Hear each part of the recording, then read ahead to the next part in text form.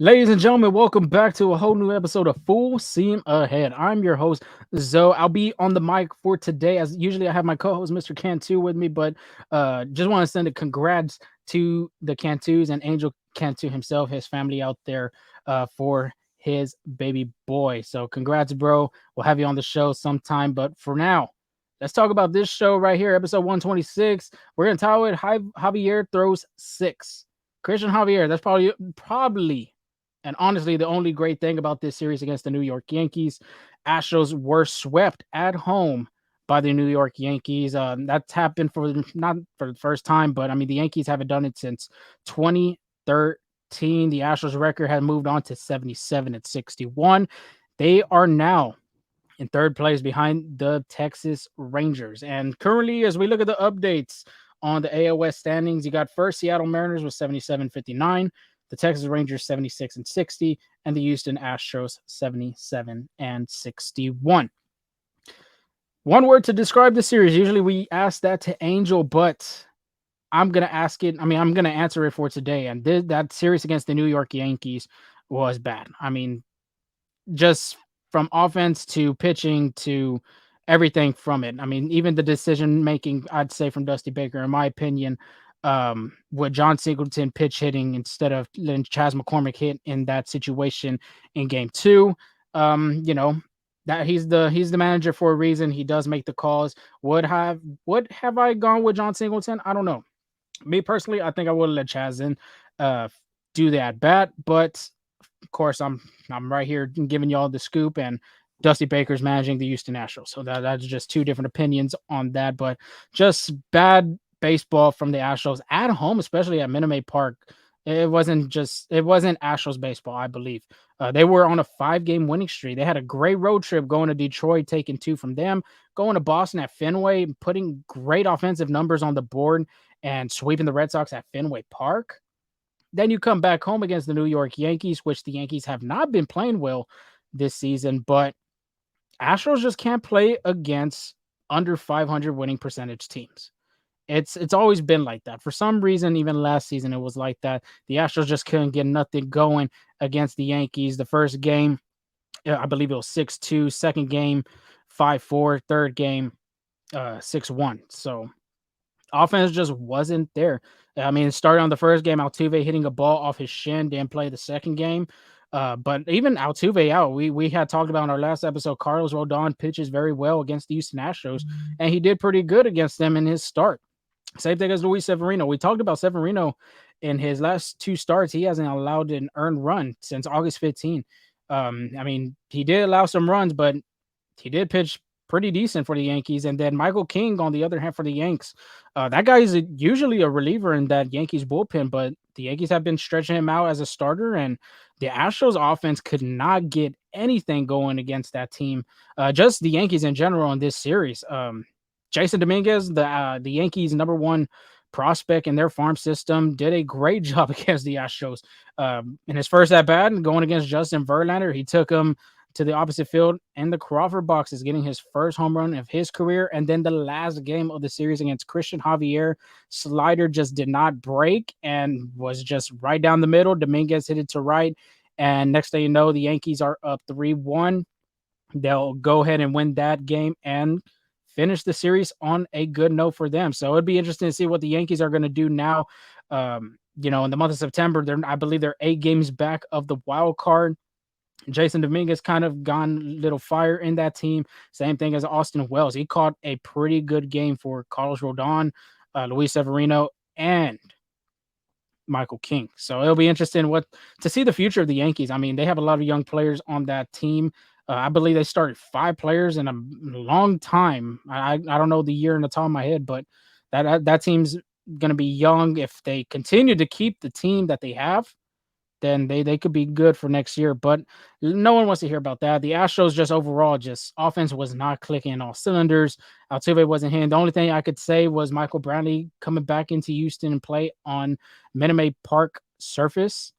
And he hit the ball pretty well. Well, we'll talk about him in a minute. And then Yonder Diaz. Yonder Diaz continues to hit the ball really well at the juice box. Just got to see if Dusty Baker's going to let him play a little bit more games. And then the scary moment on ESPN. If y'all did not see it on Sunday Night Baseball, Yordan Alvarez was going after a ball in the gap off of DJ LeMahieu's double. He slid on the dirt, and it was just an awkward um, a slide, and his knees kind of buckled. It just looked bad. If you haven't seen it, go on social media. I'm pretty sure it's on there. But let's start out with our shout outs. There wasn't really a lot to shout out about this series, but I mean, Michael Brantley, let's start off with him. You got to give him credit. He did really well in the first game. He came in Minute Maid Park. Second game went 0 for, but 2 for 7 in the series. That's a 286 batting average, 1 home run, 2 RBIs. His last home run was in June 17, 2022. Last home run. And of course, in Sugarland, I believe the second rehab game or the first rehab game, he had a home run. And next thing you know, he's a power hitter. But Michael Brantley being able to hit a home run at Minute Maid Park in his first at bat, that was pretty special to see. Yainer Diaz is the second shout out. 4 for 8 with a 500 batting average, 1 home run, 2 RBIs. Like I said, that third game he didn't start, but he did come in a pitch hit situation, hitting I guess you could say a little bloop behind second base into right field. He had runners on first and second for Jose Altuve, but Altuve couldn't get nothing going. Even for Altuve, we'll have to talk about him in a minute. But our last shout out before we move on is Mr. Christian Javier. Like I said, this title is Javier Throw 6. We got to talk about him because this guy hasn't been going through 6 inning ball in a while. I mean, he looked good after 5. Even the 6th inning, you could really say he looked good. It looked like the command was kind of getting into him. He was starting to look a little fatigued on the mound, but I mean, give credit where it's due. He did pitch really well. I think he was at 60 something pitches in the 5th, and when he was getting to the 7th, not the 7th, the 6th, he was getting to that 7 inning, 70 pitch mark, 80 pitch mark, and then eventually it got into the 90s. But I mean, let's talk about his stat line real quick. 6 innings, 5 hits, 3 earned runs, 0 walks, 8 strikeouts. That's not a bad stat line. You just tip your cap to the other player, Jason Dominguez, a 20-year-old, especially. I mean, the hype is real about him. Like I said, Christian Javier just threw a slider that just did not break. It was just flat right down the middle. And a player like Dominguez's caliber, that's the number 1 prospect in the farm system for a reason, turned on it, took it to right field, and gave the Yankees that 3-1 lead. But other than that, I mean, the last time Christian Javier had pitched through 6 innings, you got to go back to July 28 against the Tampa Bay Rays at home. And another quick stat here, too, I want to say. In the first half of this season, Javier threw 9 games of 6+ innings. Okay? 9 games through 6+ innings.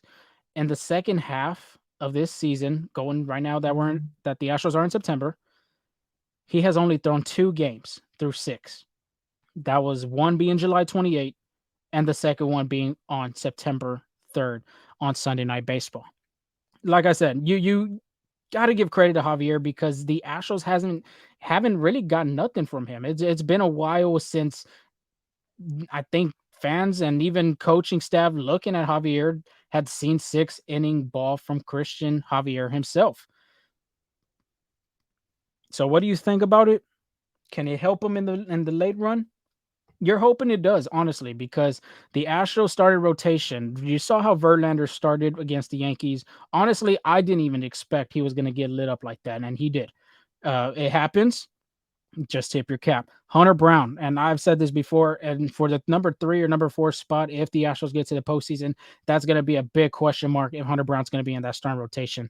Command was just not there for him. He had walked 4 or 5 through 2 or 3 innings, I believe. It just didn't look really comfortable on the mound for Mr. Diesel himself. But seeing Christian Javier in the starting rotation end it in this series, it looked very promising. It just, Astro fans and just even the coaching staff hopes that Javier can continue on this success of this game. Can it go through? Because the Astros are going to really need him, especially to save that bullpen at the end. Save those arms because they've been taxed all season. That's been like the number 1 topic of our show sometimes is the bullpen being taxed, being used for so many games. But we'll give you that over-under on that, as I believe we had the 12-inning mark if the bullpen would be used for 12 innings. We'll give that number in a minute. But Other than that, after the shout outs, we got the preview. The preview of the Texas Rangers, the Southern Oklahoma Texas Rangers, Arlington, Texas themselves. Um, the Rangers themselves, they just haven't been hot lately.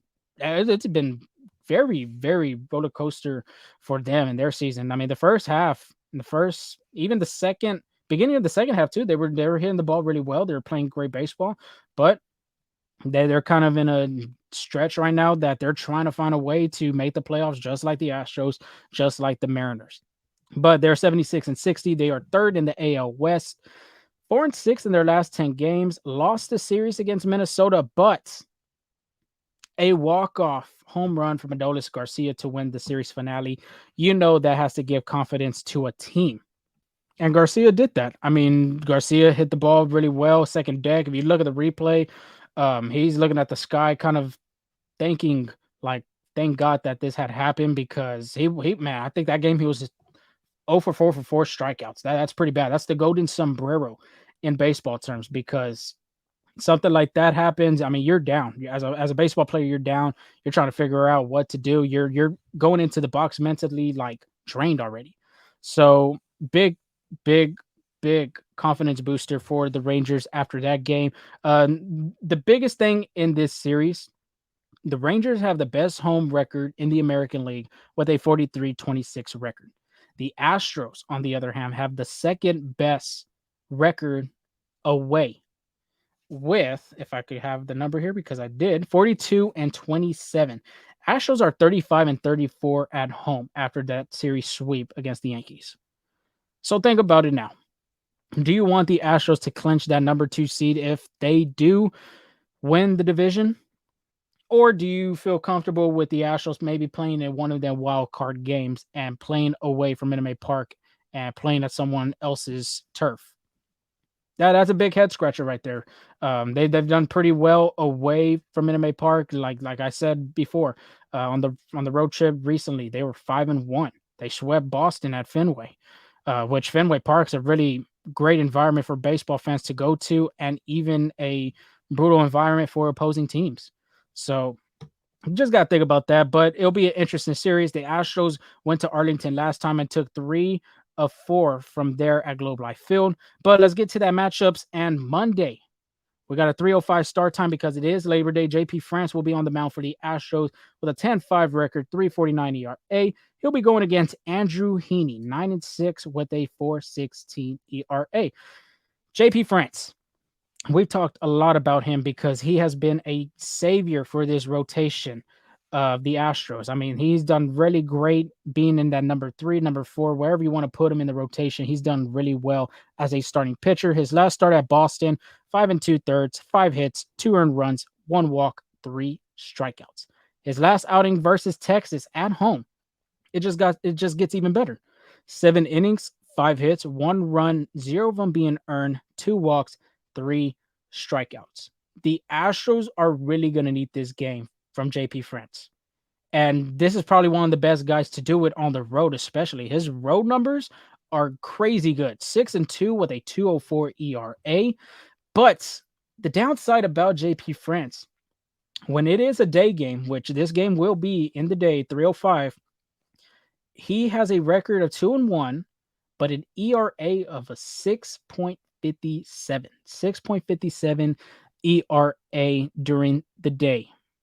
Well, Globe Life Field is kind of a little night, if you could say, since it is inside, it is indoors. Lights will be on, so maybe JP France could maybe think of it as a night game. But if you're the Astros and just Astros fans in general, you got to feel confident about JP France going on the mound, especially with the splits from home and away. Being away from Minute Maid Park, he pitches very well with that 6.2 and 2.04 ERA.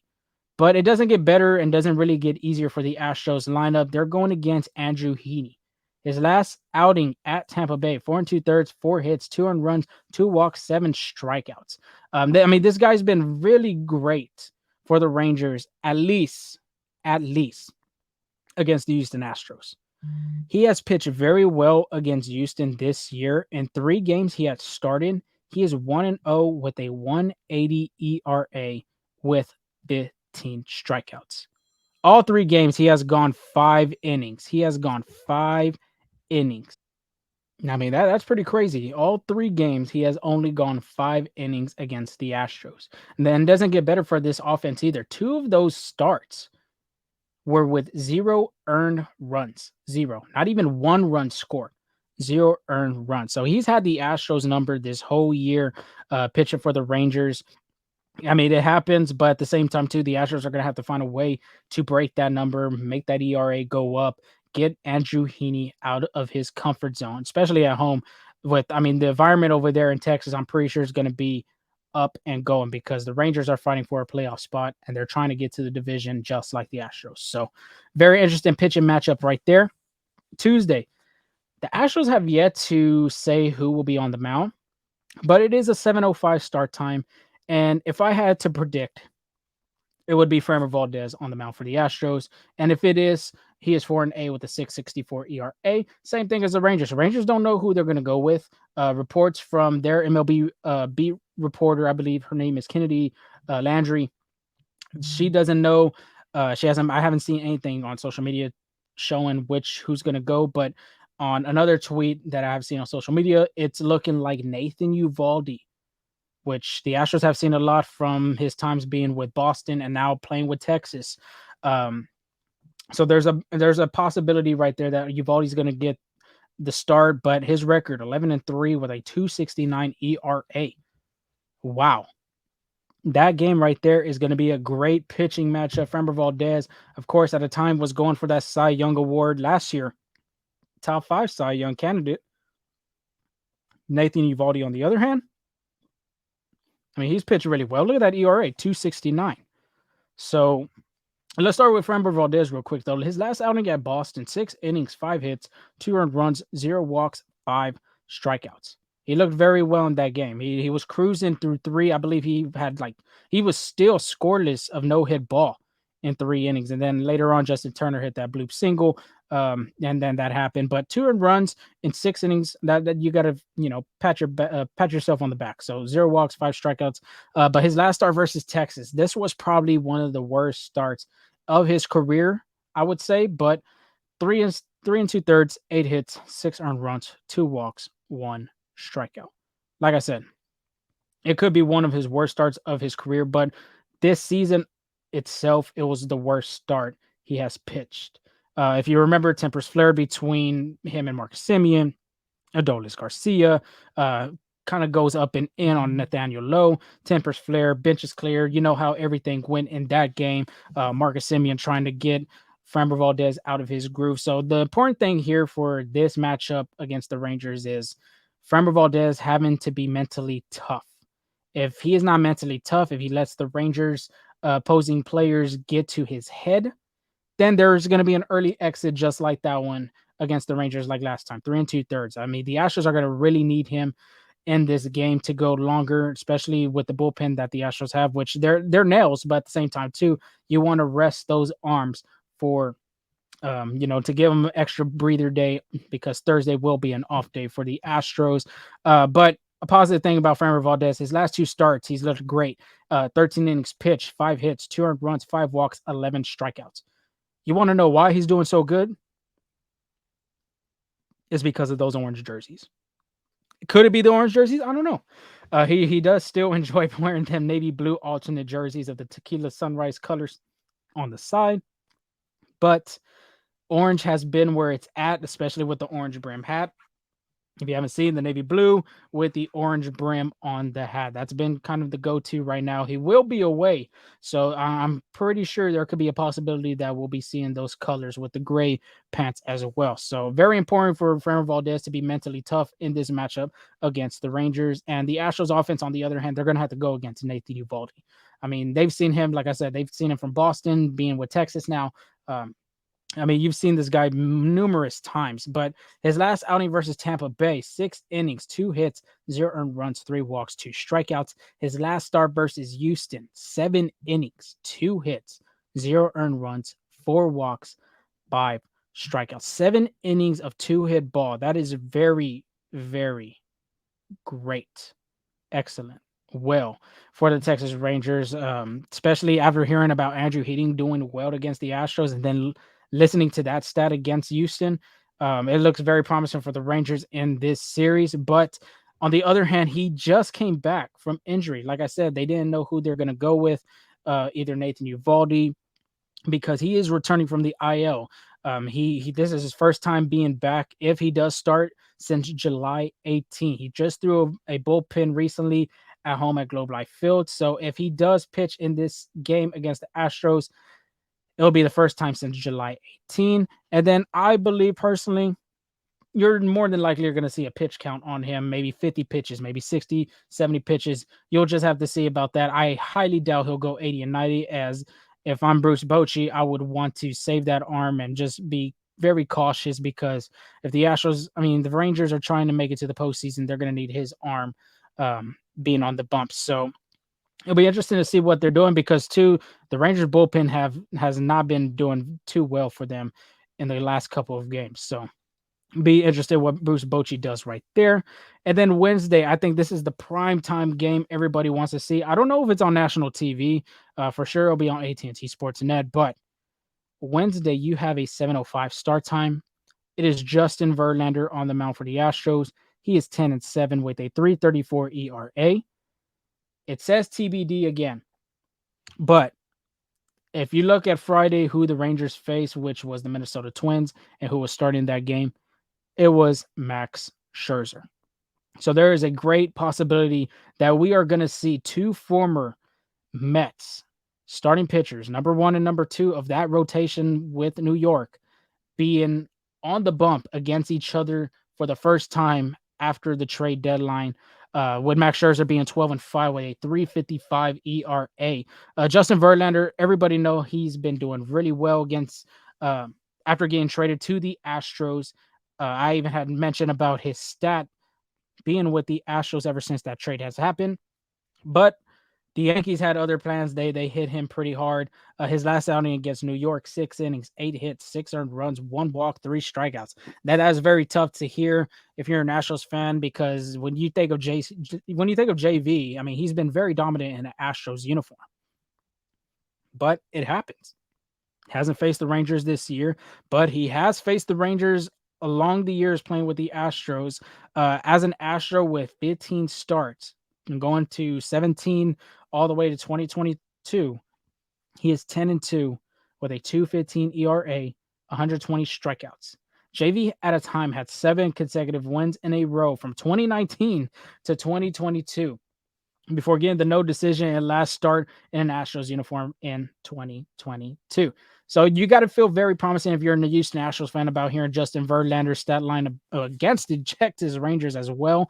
But at the same time, too, he did get roughed up his last outing. I'm pretty sure Justin Verlander is looking at the tape, and he's probably talking with Maldonado what they need to change around there. So it'll be interesting to see what JV does in his next match against the Texas Rangers. But Max Scherzer, Mad Max, one of the best pitchers in baseball. I'm pretty sure he'll be a future Hall of Famer. Astros have seen him when he was with the Nationals in that World Series, even before that as well. But now he is a Texas Ranger. He'll probably play with them for another 2 years, just like JV.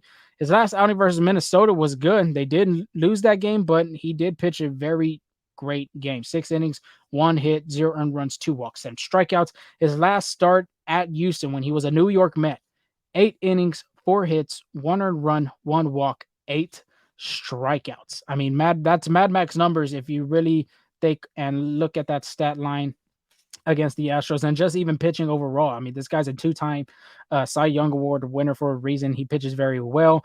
But since being traded to the Texas Rangers too, he's been very dominant wearing that baby blue or royal blue or the home white that they usually wear, or that City Connect. I mean, I don't know what that City Connect represents. Of course, I'm a Houstonian. I'm not from Dallas or Arlington. They have the whole story about that. But since being traded to the Texas Rangers, I mean, he holds a 3-1 record with a 2.21 ERA and the opponent batting average of 150. An opponent batting average of 150. That is a Mad Max number. That is Max Scherzer in his Cy Young year. So the Astros offense through this series, I mean, because it's going to be a great series. It's going to be I believe it'll be a pitching series. JP France, Framber Valdez, Justin Verlander, them three starters have been probably your best starters in this road. They probably are the three best starters in the Astros starting rotation. And then you got the Texas Rangers. Their starting rotation, if you take out, I mean, Jordan Montgomery's having a great year. John Gray's having a great year. But Andrew Heaney, we just talked about his numbers against the Astros, which is really well. Nathan Uvalde, he's coming back from the IL. He probably will be on a pitch count, but he's going to be ecstatic to be back on that mound for the very first time since July 18. And then Max Scherzer. He's pitched very well in a Texas Rangers uniform. He's going to do everything possible to get that Ranger win in the series finale of this Silver Boot series. So it'd be interesting to see. The Astros just need one win to claim the Silver Boot, but I think they've won bigger things than that. So just have to see. It's going to be a great series, two divisional opponents. This will be the last time the Houston Astros face the Texas Rangers. The interesting part here, when it comes to the last part of the month, September, the Rangers and the Mariners will play 7 of their last 10 games at Arlington and at Seattle. So the Astros got to win these games right here. It was brutal not to win that series against the New York Yankees, but you have a chance to do it against your rival, the Texas Rangers, and take the series win. You just have to see what happens. So let's move on with our offensive pitching MVPs and our hot take. I'll read Angels just for the heck of it.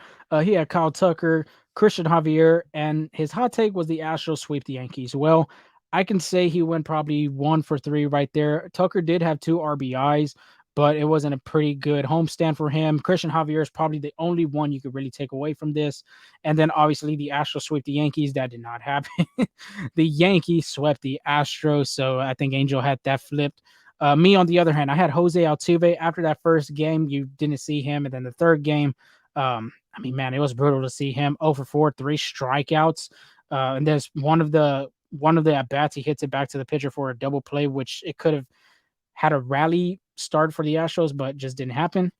Brian Abreu, I say he did come in one inning of an important game, and I think it was game 2. He did really well against that, so I think that's the only one I could say. And then I said for my hot take, Astros continue their scorching offense at home and score 4 runs every game. I mean, that did not happen. No, we'll just say it right there. 1 run and 2 runs and 4 runs. There was only one time they scored 4, but I believe I said 5, not 4. But it happens. It's baseball, so we'll just have to see about that. So it's a new week. It's Monday, magnificent Monday. Yeah, terrific Tuesday, and then you have what you could say humpback Wednesday, but when humpback doesn't have, I mean, the H is not a W. So other than that, I mean, I got Chas McCormick as my offensive MVP. I really would have loved to see Chas in this series a little bit more against the Yankees, especially what he did in the ALCS last year in the postseason for the Astros against the Yanks. But it happens, so hopefully McCormick gives him a little bit of motivation and he goes over there to Globe Life Field and puts on a offensive surge. I'll read the numbers in a minute on our next segment, but I have him as my offensive MVP. JP France, the stash himself. I read the number 6-2 on the road, carries a 2.04 ERA. He is a road warrior for a reason. He's going to be the guy that sets the tone in that first game, and hopefully he does do it for the Astros because the Astros are really going to need it. They can't afford to go backwards and be on a 4-game losing streak, especially to their divisional rival in the Texas Rangers. So not Ty France. JP France is going to be the most important guy to, start that series off on a great start. And then my hot take. Astros take the silver boot. That is one game right there. The Astros, like I said, just need one game to claim the silver boot and take it back to Houston, which it's been in Houston for a good while. But the next one I have, the little caveat I wanted to put on here is, or the caveat I meant, they take the silver boot in Arlington, and I believe they'll take the series in Arlington as well. Like I said, I've read the numbers. The Rangers do have a great home record, but right now how they're playing, it's not the Rangers baseball that they were in the first half of the season. They've been kind of going down, diminishing and things like that. But the Astros, on the other hand, they have the second best American League road record So I'll say that to that I'll put that on my hot take because I do believe the Astros, when it comes to being, their backs against the walls, they'll do anything to be back on top, and it's going to be very important for them to do it against the Texas Rangers. So that is our offensive pitching and hot take of the MVPs and things like that. The new segment, which it's not really a new segment, it is our old segment. We used to say, who did we want to see do good? Who do we need to see do good? And who you don't want to see? If my boy Will is listening out here, this is the segment we're bringing back for this episode at least. Um, so let's start it off. Who do you want to see in this series get hot? Who do you want to see in this series step up in a clutch moment? Well, for me, I must need to see, or not even really need to see, I want to see Yainer Diaz and Chas McCormick play at least 2 of these 3 games of this series. I think the offense is going to be very crucial because the Rangers have one of the best offenses in baseball. There is no secret about it. They are one of the best offensives, not just in the American League, but in baseball itself. Um, Marcus Semien has been a little cold lately, but you got Corey Seager, Nathaniel Lowe winning a Silver Slugger last year.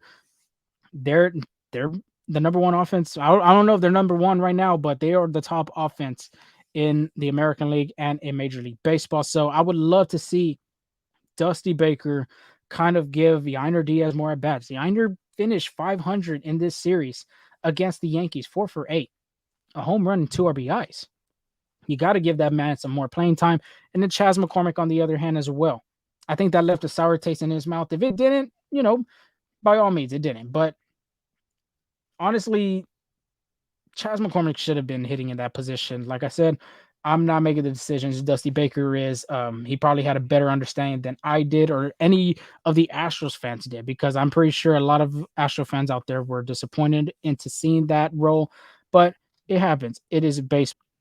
Let's talk about Yainer Diaz real quick, though. His last 7 games, I mean, it hasn't been pretty. It's 231, 310, 462. The 462 is the biggest number right there. That's his slugging percentage. 6 hits, 2 home runs, 5 RBIs, 3 walks, 4 strikeouts. Yeah, bad batting average, 231. But look at that. Driving in 5 RBIs in the last 7 games, 2 home runs as well. Now that's pretty promising. Just in the regular season himself, he's having a good one.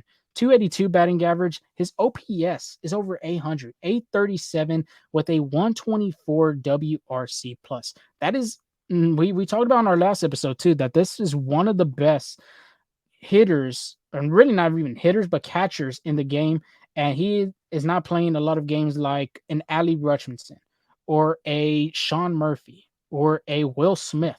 And he is playing among those players and having a great WRC plus with 124. The interesting thing here is the Rangers are going to be throwing 2 right-handed starting pitchers, being Max Scherzer and Nathan Eovaldi. Them are 2 power pitchers right there going for the Texas Rangers. So you got to counter that some way, somehow. In 86 games with Yainer Diaz facing right-handed pitchers, he is 314 with 18 home runs, 45 RBIs, 72 hits, 40 singles, 14 doubles. It's going to be very important for him to be in this lineup because, like I said, and I'm going to say it again, offense is going to be the key to this game. Yes, the pitching matchups, it's going to look like a pitcher's duel in each game, but at the same time, too, something has to give, and the offense is going to be right there. I believe Dusty Baker is going to have to find a way to put Yainer Diaz, either catch 2 of those games, put him in a DH spot for once, just have to see what happens right there. And then, like I said, Chas McCormick, he's had a good season.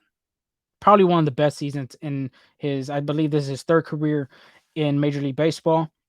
This season, 281.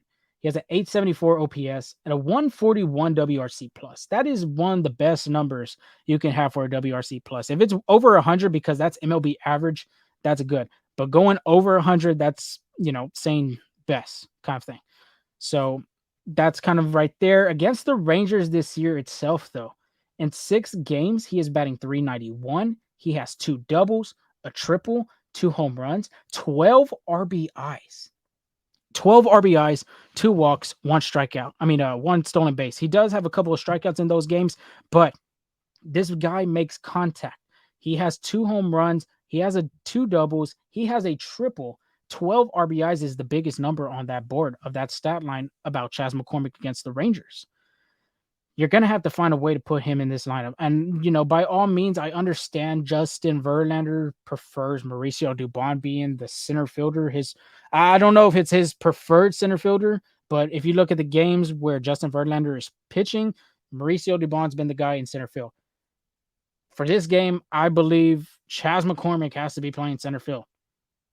No given reason why he shouldn't be playing. This guy has a OPS over 800. He's hitting the ball very well this season. Fastball, especially, slider, especially. He's made adjustments that he did not do last year to this year. Ever since not being in the starting lineup in that first game opening up on opening day, Chas McCormick has just been a different player. In 5 of those 6 games against the Rangers, he had multi-hit games. I believe it's going to be very important for Dusty Baker to have Chas McCormick in the game, or really in all these 3 games, but Chas McCormick needs to play 2 of them at least.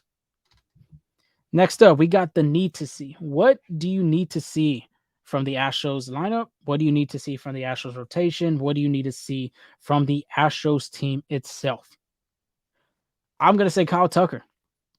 Kyle Tucker didn't have I wouldn't say he had a good series against the Yankees, but against the Texas Rangers, he performs very well against them. He has a .419 batting average. He has 13 hits, 3 home runs, 7 RBIs at Globe Life Field this season. The man is hitting the ball very hard. He is 7 for 12 with 2 home runs, one of them being a grand slam, and 6 RBIs. This guy loves playing at Globe Life Field. It isn't Minute Maid Park, but it's almost kind of similar to the Juice Box. But he's been on a tear being at Globe Life Field. Do I expect it to continue there? Well, we don't know. That's why we need to see Kyle Tucker continue this excellent run that he's having at Globe Life Field in this series against the Rangers. His last 7 games, he's .296 batting average, .424 on base percentage, 8 for 27 with a home run, 3 RBI, 6 walks. If Tuck finds a way to get on base, obviously you're probably going to see him try to steal one of those bases. He's still trying to reach the 30-30 mark. Hasn't happened since Jeff Bagwell did it in 1997.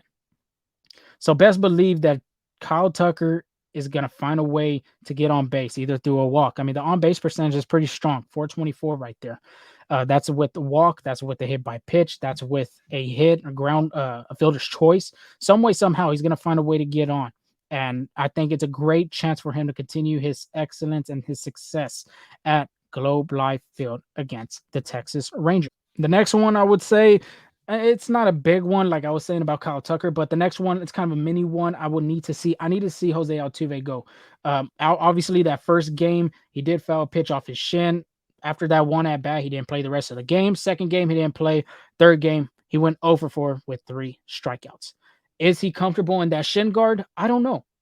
It could be some uncomfortable, some type of way that he's not feeling the Jose Altuve that he usually is. He even said it on the broadcast when he was talking in the 3rd inning on ESPN that he doesn't really like to use the shin guard, but his team kind of not makes him, but tries to protect him and lets him know, hey, you really need this because we're really going to need you on this stretch going into the postseason. Like I said, 0 for 5 against the Yankees this series, 3 strikeouts. He's going to have to find a way to be comfortable with that shin guard. I don't know if it's because of that he went 0 for 4 with 3 strikeouts in that last game, but it could be a possibility. At the same time, too, he just needs to get comfortable at the plate. Against the Rangers themselves, he's done pretty well against them in his career. But at the same time, Altuve is hitting under 300 in the last 7 games. He's going to have to try to catch high because, like we said before, if Altuve goes, this whole Astros team rolls with him. So very important for little Giante to get anything started some way, somehow, either with a leadoff double, leadoff home run, some way, somehow, Jose Altuve needs to get going. Finally, don't want to see. Who do you not want to see in this matchup against the Rangers? Is there a specific player you do not want to see? Is there a specific starting pitcher, a specific bullpen player you don't want to see?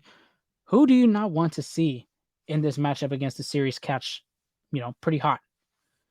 And the first one I'm going to say is Mitch Garver. Yeah, I'm starting off with the catcher from the Texas Rangers. Usually he could be a DH too with him and Jonah Heim. sharing the splits. But Mitch Garver, his last 7 games have been raking 333 slash line, 467, 833 slugging. 833 slugging. That is incredible to, say that out of my mouth. 4 home runs. And that's even more crazier. 4 home runs, 6 RBIs, 6 walks, 6 strikeouts in his last 7 games. 4 home runs. That's almost a home run in each game instead of the last 3 games. It's crazy. But another thing, too, he has 7 home runs in his last 14 games. The man is finding his power. At a time, he was hitting the ball very well for the Minnesota Twins and his days in the Twins uniform. But now he's with the Rangers. He's trying to find the groove of things again. You do not want to see him continue his hitting success carry on into this series against the Astros. Next up, I think Astros fans know about this guy. Seeing him play at Minute Maid Park, seeing him play at Globe Life Field, there's always a moment that he's either catching an important fly ball, making a great play, or hitting a home run to start a rally for the Rangers. And that is Mr. Adolis Garcia himself. I mean, this guy, I'm pretty sure Astros fans have called him an Astro killer. Social media, he's done pretty well being that guy on social media, being, called the Astros killer. But his last 7 games, he's hit under 150 with 11 strikeouts. That is the very positive thing about him right now. For the Astros, in 9 games, he is hitting 205 batting average. He has 8 hits, 3 home runs, 10 RBIs against the Astros. Yes, 205 batting average does sound pretty bad, but 10 RBIs and 3 home runs, that's pretty good against a team like that. And then, like I said, this guy always comes up in a clutch situation and a huge situation in a game. He's a situational player that hits a clutch home run or makes a diving grab. I mean, this guy finds a way to be in those moments, and he usually does that with the Astros. Like I said, the game that they had played against the Minnesota Twins in that series finale, Adolis Garcia was the one to win that game with the walk-off home run. That gives a confidence booster, I'd say, in baseball, at least, in my perspective. But at the same time, too, he's done pretty well against the Astros. Yes, the numbers say he has a bad batting average, but at the end of the day, if you could try to score some runs on the board, that's being 10 RBIs against the Astros, that's pretty good. So Adolis Garcia, I do not want to see him get hot. The last person I don't really want to see get hot either is Marcus Semien. Semien has played very well for the Rangers this season. Last year, it was not a good season for him, but this year he has changed gears. Against the Astros this year himself, he's hitting 410. His batting average is 410 with 16 hits, 2 home runs, and 8 RBIs. If you remember, in that scuffle against Framber Valdez, he was the one looking at him, rounding the bases, trying to get his attention, trying to break him down. And sure enough, he really did. Honestly, looking at that game, Framber's the mental toughness with him was not there. I mean, he looked mentally drained, just didn't look like the Framber Valdez that he usually is. But he has a hit in 8 of their last 10 games against the Houston Astros himself. So he's going to find a way to get on. Like Jose Altuve, if Marcus Semien gets going for the Rangers, that offense is going to follow. Just like Altuve, if he hits, the Astros offense is going to follow. So find a way not to get him going. In his last 15 games, he has been struggling at the plate. His slash line is 200, 278 on base percentage, and a 292 slugging percentage. He has 13 hits and 15 strikeouts. So the chase rate has been pretty high for him in these last couple of games. You got to find a way to get him out of his groove. Of course, like we've talked about it before, he did try to get into the Astros' head, and sure enough, he did get into Framber Valdez's head. I'm pretty sure everybody's going to be really looking into this game and really into this series to see who breaks. If Marcus Semien is going to be the one trying to get into their heads, the same thing as the Astros. If any Astros players are going to get into the Rangers' heads, the series overall is going to be a good one. Texas Rangers, Houston Astros, second and third. They're trying to find a way to stay in the hunt in the AL West. It's going to be very interesting to see. It's just, it's really well. It's really well to see if the Astros could take it over there at Arlington. Maybe they do good. If they don't, you're looking at the guys probably going 2 or 3 games behind from the Rangers and the Seattle Mariners. If real quick, I could check for everybody who the Mariners will be playing in the next series to come, they will play the Cincinnati Reds, which the Reds just lost the series against the Chicago Cubs, but the Reds themselves are trying to fight for a wild card spot in the National League. It's going to be interesting to see. We will have to see what happens from this series against the Astros and Rangers. Of course, like I said, it's going to be a great one. But until then, continue to follow us at Full Steam Ahead on Twitter, especially on TikTok. Subscribe to our new YouTube channel, FSA Full Steam Ahead on Instagram. Threads, you already know we're still there. Of course, we're hanging in there. Podcast platform, Spotify, Google, Apple, wherever you get your podcasts. Continue to follow, download, and subscribe. Leave us a rate, leave us a review. Yes, this is my first time doing the show since I believe the winter meetings. That was the last time I did a solo show in a while, but hey, it was a great one. It was a great one. Hang around with y'all. Thank you for everybody that tuned in and hanging out with me, especially because this is, like I said, this is my first time doing this since the winter meetings themselves. But hopefully we have some positive things to come back around when we talk about Astros baseball in the recap against the Rangers. Then we'll get that preview going against the San Diego Padres, which is going to be a very important one because Padres hitters like Machado, Soto, and Tatis Jr., they've been hitting the ball pretty well for the Padres. So until then, thank y'all for having the chance to listen to me. Y'all have a safe week. If y'all do make the drive to Arlington, be careful out there. Be safe on the road. I will give y'all that recap. Till then, talk to y'all later.